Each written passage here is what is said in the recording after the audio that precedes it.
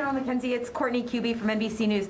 Can you tell us a little bit more about these extremely real additional threats from ISIS? Is it a concern about more suicide attacks? And also about some of the steps that you may be taking to mitigate future attacks? I mean, would it include putting U.S. troops or Marines outside the gates or outside of the airport for additional perimeter security? And then finally, with all of this, is there any discussion about sending any additional U.S. troops to Kabul Airport for additional security measures? So let me actually answer the last part of your question first. We assess we have the forces we need to protect ourselves there. I'm always in a constant dialogue with the secretary. If I needed anything else, I'd be talking to him immediately, but I think we have what we need to protect ourselves. So let's talk a little bit about the threat streams. So very, very real threat streams, very, what we would call tactical. That means imminent, could occur at any moment. And they range from rocket attacks.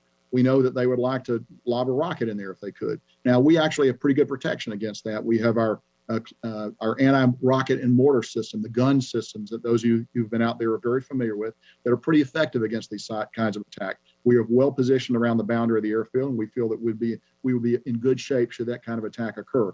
We also know they aim to get a vehicle-borne suicide attack in if they can, from a small vehicle to a large vehicle. They're working all those options. And then we've just seen their ability to deliver a walk-in, a vest-wearing suicide attacker. All of those things we look at. Now, the other thing we do is we share versions of this information with the Taliban so that they can actually do some searching out there for us. And we believe that some attacks have been thwarted by them.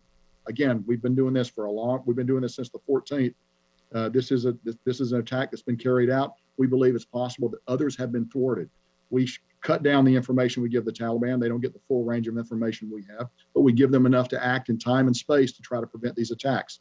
The other thing we try to do is we try to push out the boundary even further so that we don't get large crowds massing at the gate. Clearly at Abbey Gate today, we had a larger crowd there than we would like, which goes to show you that the system is not perfect, but we have gained large elements of standoff at other gates, and we want to keep that kind of standoff in place. As you know, standoff for attacks like this is always the best defense. Unfortunately, we just don't have the opportunity, given the geography of the ground that we're on, to always gain that kind of standoff. So let me close up your question by saying we take the threat of these attacks very seriously.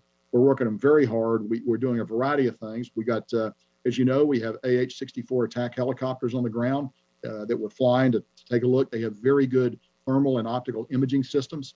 We got aircraft overhead that also have very good imaging systems.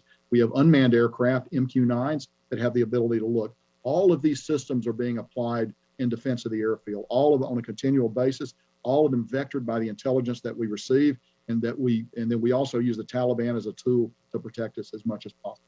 I'm going to go to the phone, so I haven't done that yet. Alex Horton, Washington Post.